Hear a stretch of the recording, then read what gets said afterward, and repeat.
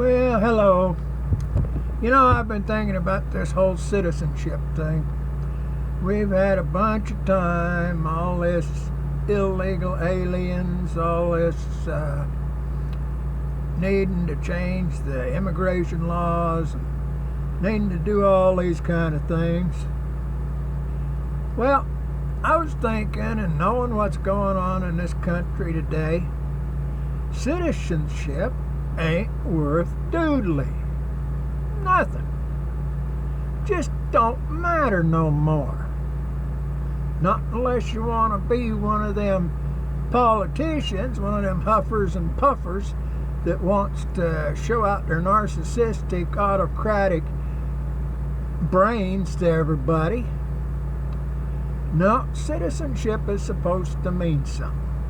When them boys back there, them patriots they call them, founding fathers, when they set up this country, they set it up saying that everything that was in the borders belonged to the people. If you was a Virginian, it was Virginia, for citizens of Virginia. If you was a Tennessean, it was for citizens of Tennessee. If you were from New York State, it was for citizens of New York. They owned it all. And the concept was they had the right to take out what they needed for their own use. Now, that is all gone. You got in there, and that federal government started getting corrupted when the Federalists put old John Adams in office. And then in 1897, we had the two-party system because they had to come up with a group to go against the Federalists and put Thomas Jefferson in office. Now, that was the beginning of the end for citizenship being anything worth anything. Now you come down through and you get to the Civil War. Okay, them Federalists, they're convinced that the citizens don't count. It's just the federal government. See, old Thomas Jefferson, his people had managed to buy the Louisiana Purchase from that there feller over there in France, got his nose punched. And, well, he bought it with money. It was the people's money. It belonged to all the money people in all of the then states of the United States. And he bought it with the idea that as it was divided up into states, the states would own the land within the borders, and the federal government had to go back to that Article 1, Section 8 bit if they wanted to build a fort or they wanted to have an armory or something like that in that state. They would have to buy the ground. Now, you're starting to see the corruption here. Then them guys down there in Texas, that Austin that went down and made the deal with that Spanish guy to bring settlers down from the United States, and then you get Sam Houston and that bunch. They came up with Texas, a new territory. Well, they had a battle, got it away from the Mexican government. Yeah, that was pretty good. Okay, now after they got it away from the Mexican government, them Federalists back there in Washington didn't want it as a state. Now, come a couple of elections later, they decided, hey, yeah, we got this thing, manifest destiny.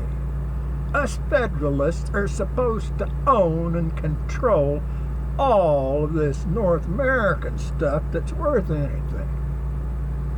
So, They go down there and make Texas a state. They annex Texas. Well, there's a dispute between the Federalists in Washington and the Mexican government about whether it's the Nueces River or the Rio Grande that is the dividing line. So the president, he sends old, I think his name was General Taylor, to send some troops across into that disputed area between Nueces and the Rio Grande. Some federales from Mexico sees them and they say, hey, get out of here. There was a little gun battle went on and 12 of them American soldiers got their butt killed. The president, he goes in to Congress and says, oh, American blood shed on American soil. Congress declares war against Mexico. And here's this big, powerful army that the United States Federalists have built up.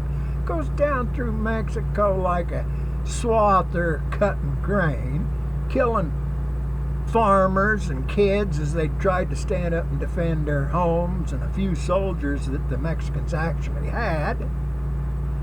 And they wind up taking all of that country out to the Pacific Ocean in the peace treaty. Okay, manifest destiny.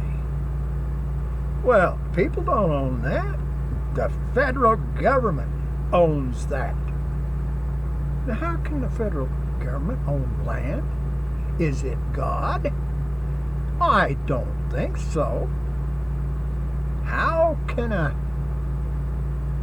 writing on a piece of paper with no human owner own it? Well, the corruption's in there. Now, we come down. They start divvying up this land. One of the first things they do is they kick them poor, ignorant savages out of them 5 groups that were down in the South, Georgia and stuff, because they had good farmland down there. And not only that, there was gold found on some of that land. So they start kicking them Cherokees and them Choctaws and them Seminoles and stuff out of there. So they want them to go up there and get in that land. It ain't much good over there in Oklahoma on the west side of the Mississippi River. Trail of Tears and everything comes along. I guess it was basically a genocide type plan. But they managed to get them out there. Georgia took over the land and everything. Well, that wasn't good enough because you come down to Civil War. Them rich guys up in the north, they didn't like what was happening. They owned these factories and stuff, and they didn't like paying the same money for cotton and other stuff that the British and the French were willing to pay the Southerners. Oh, now, wait a minute. It was about slavery.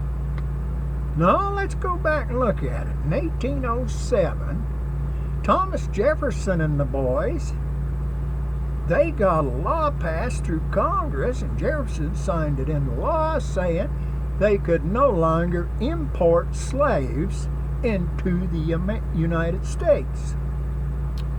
It went into effect 1808. There were no more slaves imported. Up to that time, there had been something like 380,000 slaves imported. There was 12 million and some shipped out of Africa. There was 10 million and some arrived in South America, the Caribbean, and the United States. But in 1808, it was no longer legal to import slaves. So that was the end of the slave importation, with about 380-some thousand black people from Africa. Now, only 10 million and some made it on that trip across the ocean. That means there's close to 2 million didn't make it for some one reason or another. that wasn't the Americans' fault. That wasn't the fault of the people in the United States. But anyway, back to this citizenship thing. They gave citizenship to the black people, the ex-slaves. Well, there was 100,000 or so, more than that, free men when the Civil War was over and the 13th Amendment was passed. So there was already several black citizens.